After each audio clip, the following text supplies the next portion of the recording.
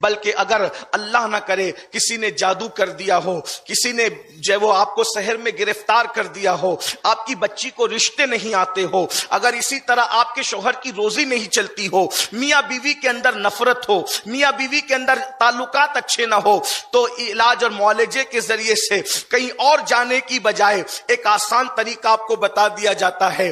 اپنی حاجتوں کو اپنے اللہ کی بارگاہ میں پیش کرنے کی کوشش کریں۔ یہ اسلام ہی ہے جو انسان کا تعلق براہ راست اللہ سے جوڑتا ہے۔ ہمارے یہاں اللہ رب العزت سے مناجات کرنا بہت آسان ہے، اللہ رب العزت کو پکارنا بہت آسان ہے۔ ہمارے یہاں یہ چیز نہیں ہے کہ فلاں کو ساتھ لے کر کے جاؤ گے تو ہی خدا کی بارگاہ میں کھڑے ہو سکتے ہو، اور فلاں کے ذریعے سے جاؤ گے تو ہی اللہ کی بارگاہ میں کھڑے ہو سکتے ہو۔ نہیں، ہم تو اللہ رب العزت سے ہم کلام اس سعادت کے ساتھ ہو سکتے ہیں کہ ادھر ہاتھ اٹھایا، مناجات شروع کر دی، اور بندہ اللہ سے گویا کہ محو گفتگو ہو گیا، محو ہم کلام ہو گیا۔ وہ کس طریقے سے فرمایا گیا؟ اچھی طریقے سے وضو کرو، اور اس کے بعد جب سب لوگ رات کو سو جائیں، کائنات میں سناٹا چھا جائے، اس وقت تو 2 رکعت نفل نماز اس شان سے پڑھو کہ گویا تم خدا کو دیکھ رہے ہو، اور یہ کیفیت نہ پیدا ہو تو پھر یہ حال تو ہونا چاہیے کہ خدا تمہیں دیکھ رہا ہے۔ انت عبد اللہ کانک ترا فإن لم تکن ترا فإنہ یراک۔ اللہ اکبر، کہ اللہ تمہیں تو دیکھ ہی رہا ہے۔ آقا ارشاد فرماتے انت عبد اللہ کانک ترا فإن لم تکن ترا فإنہ یراک۔ گویا تم اللہ کو دیکھ رہے، اور یہ کیفیت نہیں ہوتی تو یہ سوچو کہ اللہ تمہیں دیکھ رہا ہے، اور وہ تو تمہیں دیکھ ہی رہا ہے۔ ہمارا رب ہماری شہرک سے زیادہ قریب ہے، نحن اقرب الیہ من حبل الورید۔ ہماری شہرک سے زیادہ قریب، ہم سے بڑھ کر خوش نصیب کون ہے کہ خدا ہماری شہرک سے زیادہ قریب ہے، اور اس کا محبوب ہماری جانوں سے زیادہ قریب ہے۔ النبی اولا بالمؤمنین من انفسہم، مومنوں کی جان سے زیادہ محبوب کو قریب کر دیا گیا ہے۔ فرمایا گیا جب رات کو سب سو جائیں اس وقت تو اچھی طرح وضو کرو، اور خلوص نیت کے ساتھ 2 رکعت نماز پڑھو، اور 2 رکعت نماز پڑھ کر اب اس کے محبوبوں کا وسیلہ، اور خاص طور پہ سارے محبوبوں میں سب سے عظیم محبوب سید المعصومین، سید المحبوبین مصطفیٰ جان رحمت کا وسیلہ پیش کر کے پہلے اپنے گناہوں سے معافی طلب کرو، اور اس کے بعد اس یقین سے اللہ کو پکارو کہ کوئی میری فریاد کو سن رہا ہے۔ کسی نے مجھ سے وعدہ کیا ہے ادعونی استجب لکم، مجھ سے مانگو میں تمہیں عطا کروں گا۔ اس یقین کے ساتھ سب کا وعدہ جھوٹا ہو سکتا ہے، رب کا وعدہ جھوٹا نہیں ہو سکتا، اور اس کے بعد پورے یقین سے محبوب کا وسیلہ دے کر کے مانگو۔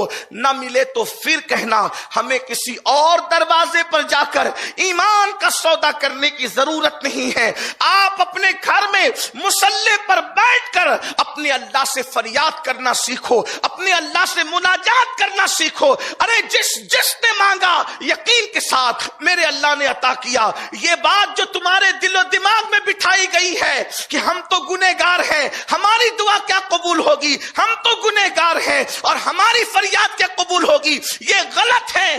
دعا کی قبولیت کے لیے نیک ہونے کی ضرورت نہیں ہے، دعا کی قبولیت کے لیے اللہ پر یقین ہونے کی ضرورت ہے۔ جو یقین سے مانگتے ہیں اللہ انہیں ضرور عطا کرتا ہے۔ اگر گھر میں نا اتفاقی ہے، ہمیں کسی منتر جنتر کی ضرورت نہیں، اپنے اللہ سے دعا کرو۔ وہ اللہ ہے جو اللہ اکبر ایک ننھے سے بیج کو جو مردہ ہے، نہ چل سکتا ہے، نہ بول سکتا ہے، نہ سانس لے سکتا ہے، ایک ننھے سے بیج کو زمین میں دفن ہونے کے بعد اتنی طاقت عطا کرتا ہے کہ وہ زمین کو پھاڑ کر کے کوپل کی شکل میں نکلتا ہے۔ جو بیج کو اتنی طاقت دیتا ہو، کیا وہ ہمارے درمیان محبتوں کے بیج نہیں بو سکتا؟ کیا وہ ہمارے درمیان محبتوں کی بہاریں نہیں لا سکتا. اور کائنات میں محبتیں کس کی وجہ سے ہے؟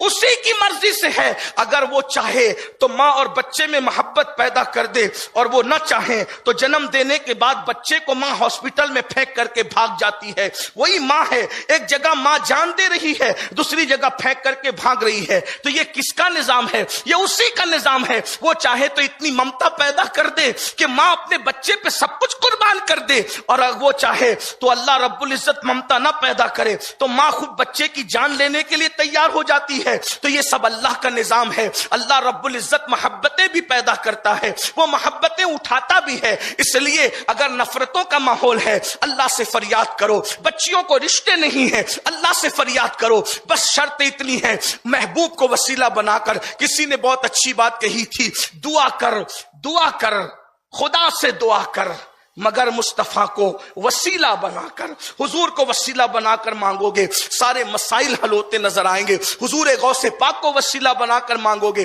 سارے مسائل حل ہوتے نظر آئیں گے. حضور غریب نواز کو وسیلہ بناؤ گے سارے مسائل حل ہوں گے. لیکن اپنی فریاد اپنے اللہ کی بارگاہ میں رکھنا سیکھو. یقیناً آپ علماء سے، مشائخ سے، سادات سے سب سے دعا کی گزارش کرتے ہو، کرنا بھی چاہیے. لیکن اپنا مسئلہ اپنے اللہ کی بارگاہ میں جتنا گڑ گڑا کر ہم رکھ سکتے ہیں کوئی اور نہیں رکھ سکتا. دعائیں سب کی لینا چاہیے مگر خود بھی دعا کرنا چاہیے.